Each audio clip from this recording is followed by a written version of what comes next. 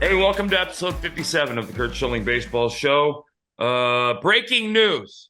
Actually just found out that the Red Sox fired Chaim Bloom within the last 5 minutes. So for all you rumor mongers out there, last night in a couple separate discussions, I heard the name Theo Epstein bantied about. My response was, knowing what he knows about who they are, he would never in his wildest imagination go back to that situation. That being said, you can make your own conclusions. So interesting.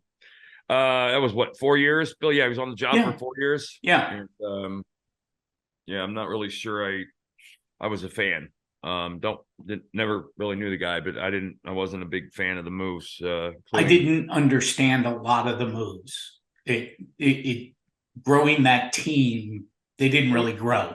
Well, as a sports fan, you get the Monday morning quarterback, and when you Monday morning quarterback and you still can't explain it, Right. for I mean, yeah. So, and we'll maybe next week we'll go into depth about the things that he did and did wrong, because I think he did a lot of things wrong when he was in Boston. But we're going to kick off the show with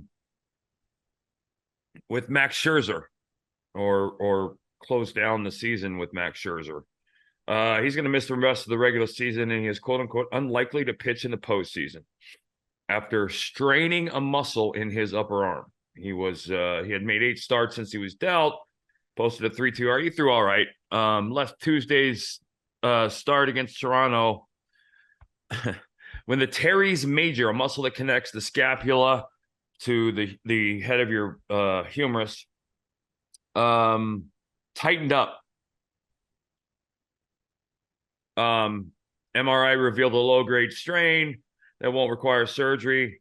Typically, these things take a month to heal. This stuff is all just poop. Team doctors feel confident the surgery will heal it'll heal without surgery, and it'll heal with rest. He needed a couple of weeks of not throwing. Scherzer said he needed a couple of weeks of not throwing. I don't know. I guess I can't hide the fact that I'm down on this guy. Bill, we've talked about it. In October, stiff neck, couldn't pitch in the postseason. In October, couldn't pitch, tired arm. And then all of this stuff.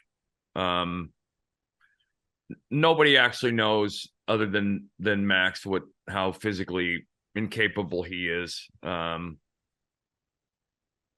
the teres minor and teres major stuff is all absolute speculation, namely because until you open him up, you can't see. They're not going to open him up, and he's going to rest, and all the things that go with that. But I would argue all of the dialogue around this situation is done to save face for both groups. Big deal, the deadline to get this guy. Big deal for him to go there. They've got him under contract next year again at some obscene number. Like 45 million. Yeah, 45 million. So everybody's kind of scrambling to save face. I would just say this is just an enormous disappointment on so many levels. On a team that has bounced back from a rough spot and are playing really good baseball. Well, they're a good team without Max Scherzer, a very good team. They're one game behind Houston in the West. They're in the wild card, up in front of Seattle and Toronto. It's going to come down to the final couple of weeks, and this new playoff format's going to end up being a huge thing. But I don't even know what to go. And I'm always trying to be cautious as I talk about physical issues with guys, but there's just some guys who are unable to toe the slab when others can. I don't know any other way to put it. But it is what it is. And the Rangers are going to be without Matt. There's no chance he pitches in the playoffs. On to Atlanta, Matt Olson. Bill, we were talking a little bit before the show. This one kind of caught people by surprise. I'm sorry. It's caught me by surprise, and I think there are people around baseball who might be surprised that this guy, when you look at his numbers, isn't in the conversation with the Kuna, Betts, and Freeman for the MVP. Hitting 279 with a 385 on base percentage, 51 home runs, and 128 RBIs. Braves have already set a record for home runs in a season. He ties Andrew Jones for the record. Pretty good group here. In his first 181 games, he has 226 home runs. The only players who got there faster were Pujols, Juan Gonzalez, Albert Bell, Harmon Killebrew, Aaron Judge, Ralph Kiner, and Ryan Howard. That's good company. Yeah, it is. That's very, very good company. The Braves also were the first team to win their division. I've never felt that that's one way or the other as far as clinching early. Depending on your manager, some teams it doesn't do them a favor because they can let off the gas, and picking it back up in October can be a bit of a challenge. But they're just so talented. I don't see a path through them in a 7-game series. And in kind of a harken back to something we were talking about earlier, the Dodgers called up Kyle Hurt. They're the number 12 pitching prospect on somebody's list. He came into his first game, faced Tatis, Soto, Machado, fly out, ground out, then punch out the side in the ninth, 19 strikes and 24 pitches, the power arm at the back of the bullpen. He's a 2020 fifth-round pick out of USC. He's 25. Pretty impressive here. And between AA and AAA this year, 145 punch-outs in 88 innings. Upper 90s guy with 3 other pitches.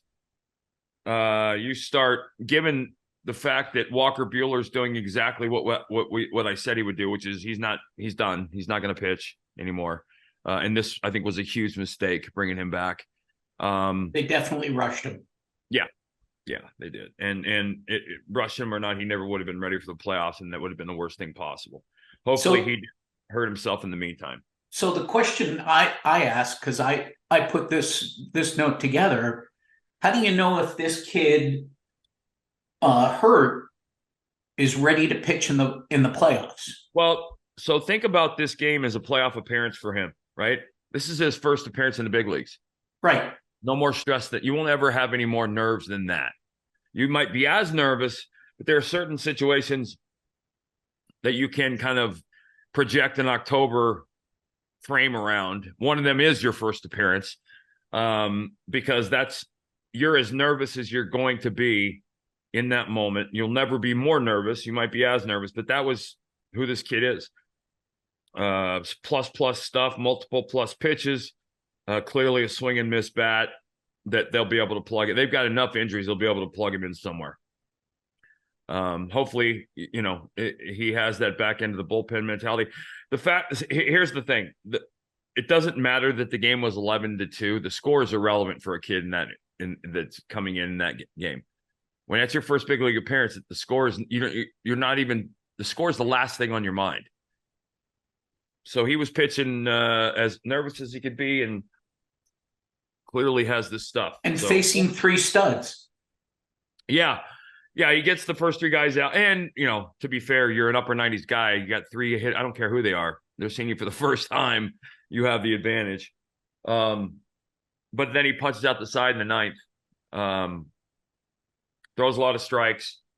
That'll be interesting. That you've got 2 weeks to kind of figure him out. And this gets back to spring training. This is, these guys in spring training, he was up in big league camp and around the coaches. Everybody kind of knows what kind of guy he is. They know if he's built for this. And they'll know if he can take on more high leverage innings, and they'll probably give him a couple chances to pitch some high leverage innings just to get a feel for how his stuff plays out.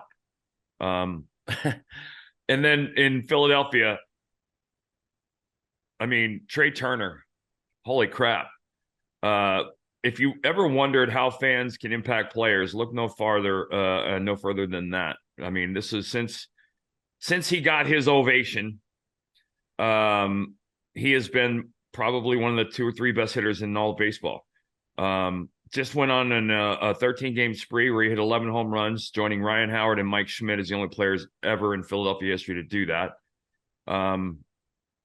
He's hitting 272, 395 over his last 30 games, 26 homers, 75 RBIs, 27 stolen bases. He's going to end up, you remember the discussion early in the year about how horrible of a signing this was, Bill, but he's probably going to end up a 30-30 guy. Right. After all that. And an incredibly steady glove. Right. At shortstop. Well, one of the other things is, and I always say this to guys when you're playing fantasy or whatever, you can't panic in a baseball schedule. Players' numbers will eventually end up where they're supposed to be. If the player is a consistently good player, don't care what kind of April he has, they'll find a way back to the mean for the most part. Speaking of mean, John Means comes back into the Orioles rotation. If you don't remember him, he was a runner-up in 2019 for Rookie of the Year, an All-Star. Been out at 17 months. Threw 5, gave up 5 hits, 2 homers, no walks, took the loss. 75 pitches. Grayson Rodriguez, who we talked about in the preseason, who was probably my favorite pitching prospect in the game next to Painter, has got a 2.95 ERA over his last 10 since he's rounding into form. Kyle Bradish in 145 innings, 3.03 ERA.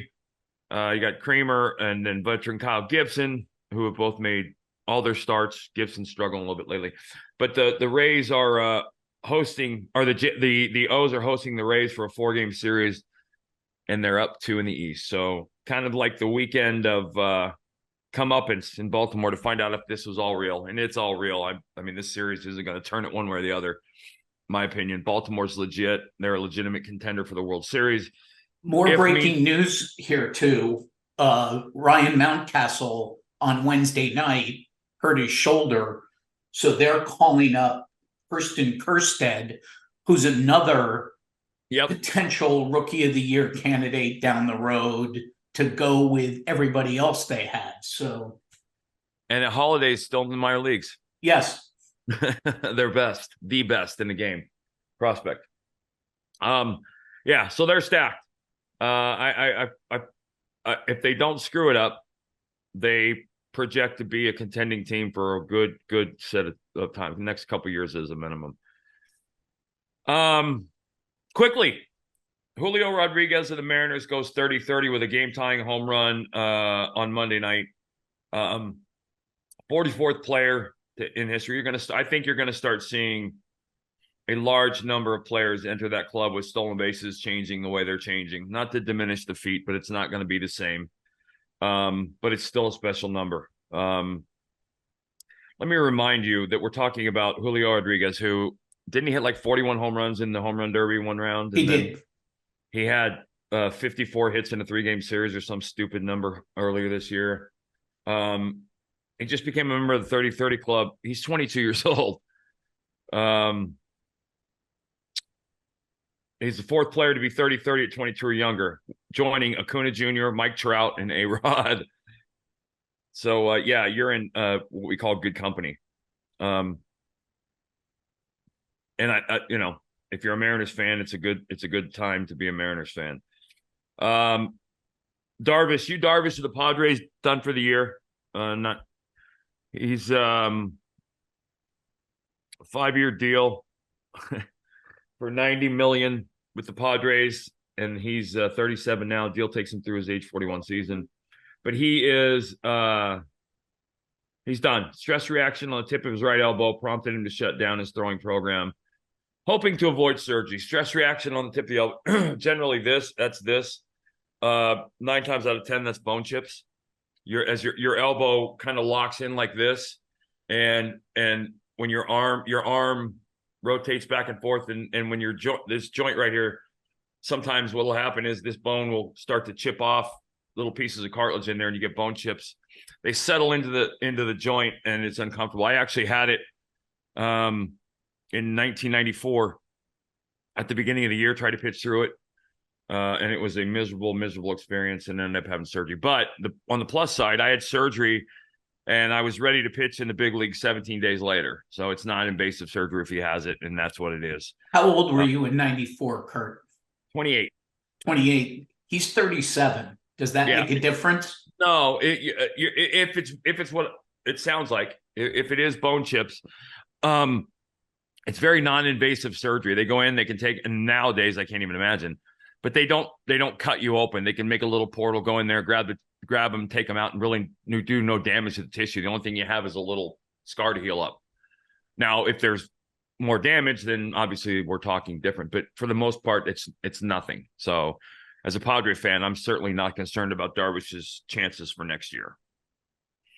But you could theoretically, like I said, I had it, and 17 days later, I was ready to pitch in the big leagues. You don't miss much time. So, yeah, if I'm a Padre fan, I'm not really worried about it. But I'm also worried about what I was just to watch this season. Yeah, well, the Padres fans have plenty to worry about. So yeah, and it's a knowing who the coaches are there, that they couldn't get it fixed and righted concerns me. Tells me that there's some issues inside that clubhouse from a player's perspective that needs to be fixed and addressed this summer, this winter. So, hey, before we get out of here, yep. Have you read the articles about the biogenesis and the steroid era and the A-Rod stuff? I saw that yesterday. And I just wondered your take on that, because the New York Post's take this morning, big article, was about A-Rod with a picture of a rat. Apparently threw everybody under the bus. When was this done? What's the time frame around? Do you know when the time frame around the story, like when was this wasn't recent, right? This is coming out from late in his career when he played and correct. Okay, right. Yeah, Ryan Braun apparently, and somebody else. He threw a couple players under the bus as guys who were participating to the feds. To the feds. He spilled his guts to the feds. Yeah, and apparently he was, I guess they call it queen for the day, which is apparently language where when you sit down and testify, you're doing so with total immunity. Nothing you say can be held against you. You can't be prosecuted for anything that you admit to, any of that stuff. Well, here's what I do know, though, Bill. You don't lie to the feds. You don't speculate to the feds. You don't do anything but tell them exactly what you know and only what you know. So for him to bring in other names, to me, that means he was an eyewitness, like physically present kind of thing. But there are rumors, and have been rumors, that Alex Rodriguez was using PEDs all the way back to high school. It's always been one of the things that has been talked about. He was never natural. I don't know to what degree that's true or not, but that has never been something players have debated very much. But in a life full of events, he just feels to me like he has got a few more missteps than most people would or should in that situation. I remember I went in front of Congress in the early 2000s, and before I had made a comment about the fact that I thought steroids are rampant in the sport, but when you go under oath, you don't speculate. You don't you because you ruin lives doing that. I mean, look at what people have done to their athletic trainers, their personal trainers. Bonds doing, but at the end of the day, I've said this before, I think that those guys have cost themselves the one thing they played for and the only thing they couldn't buy, and that's a legacy. No matter what, and I think it's unfortunate, but it's not a mistake, right? And I said this the other day, Bill, me calling you by the wrong name is a mistake. These are life choices. They're wrong life choices, but they're not mistakes. These aren't accidental slip-ups. These are conscious decisions to go in a specific direction to be morally and ethically wrong. everybody makes them, everybody has them. Some just are bigger than others, and some, and like in this case, ruin other people's lives. And that's unfortunate. But yeah, I saw that yesterday, and I kind of, it was one of those ones. It was almost like the car accident. I kind of slowed down to watch. I didn't want to read it, but I had to. Right. And then once I got into reading, I was just like, "Oh man, come And your on." stomach doesn't feel entirely right. No, And no, yeah. it's like watching an old episode of Jerry Springer. No matter how funny it is, it's always uncomfortable. Right. Right? Because the guy on stage is the father of all 9 women's children or some stupid thing like that. I mean, there's no happy ending to these. And the only people that are happy about stuff are people who relish in other people's misery. And that's just not, I've never ever been that guy, but I just feel horrible for the kids and the families that go through these things and I don't know. He threw other players under the bus and brought in other people, and there's other people's lives are in fact affected in a negative way, and it's just not cool. So anyway, yeah, we're getting crunch time here, right? I mean, we're literally 2 weeks away. Well, and the cool part is you've got 4 teams in the American League, 3 teams really fighting it out for 2 spots. Right. Texas, Seattle, and Toronto. And in the National League, Phillies, Cubs, Reds, Diamondbacks, Giants, Marlins, all within a half a game of a spot or up. That in 15 to 17 games, that could all change. Yeah, well, you're looking at, this is when sweeps end seasons.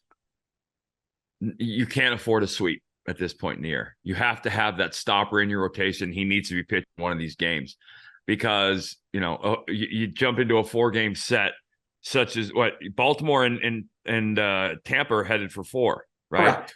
Those are 2 games up. 4 games by Tampa is a 2-game lead in the division. Right. 4 games by Baltimore is a 6-game lead. Right? That's an 8-game swing. Somebody sweeps, the season's over. You go 2-2, you're where you're at on Monday today. Right. Somebody goes 3-1, they pick up 2. It's a tied division, or Baltimore's 4 up. I mean, right. This is it's a huge series. Well, it's where you, like I said, you got to have your stopper. Right. You need your ace. You need your Scherzer in this series to guarantee you don't get swept. And neither team, I think, is going in with the sweep mentality of getting swept. But, as the 4 games go, the team that wins the first game is a game away from splitting the series for 3 games. And that's such a big thing. So, yeah, it's going to be interesting to see because, when we show up Tuesday, that decision, that series will be over and maybe that division will be decided because, I said, could be. We're looking at 2 weeks, right? 15 games, not even 15 games. It's 15-ish. All right, yeah, so 15 games. So, to be 2 games better than somebody over 15, you have to go 10-8 or 10-5, and they need to go 8-7 to tie, right? And so anything, 13-2, they can go 11-4. So you start playing those things out. Any more than 2 games tends to be almost insurmountable unless that team's on your schedule. So we'll see how it plays out. But I'm expecting Baltimore to kind of have a weekend and come out of that series. I expect them to come out of the series. I say Baltimore will take 3 out of 4 and be 4 up when the series ends, just based on how they look and how they're playing. So, and some other stuff, a lot of personal milestones to be paying attention to over the next 2 weeks as well. Some 30-30s, some 40-40s, some 50-50s maybe. Yeah. So, all right. Anywhere you guys find your podcast, Apple, Spotify, hopefully you go to OutKick.com. You can find it there as well. On the show tab on the OutKick page, you can find a podcast for Dan Dockich, Tommy Lahren, Clay Travis, some really good stuff. A lot of stuff going on, especially on the political side of things. So, and my important fantasy football team won its first week, so things are good. And I didn't have Aaron Rodgers, thank God. So, you guys have a great weekend. Bill, John, catch you guys on the flip side.